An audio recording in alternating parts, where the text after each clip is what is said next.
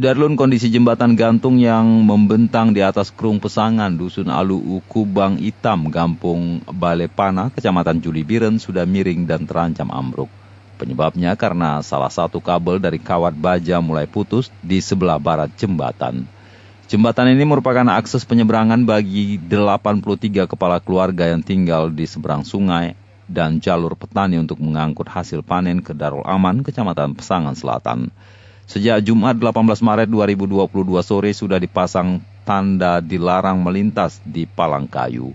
Warga setempat berharap Pemkab Biren segera turun tangan memperbaiki secepat mungkin. Dari Biren, Yusmandin Idris, Rambion TV.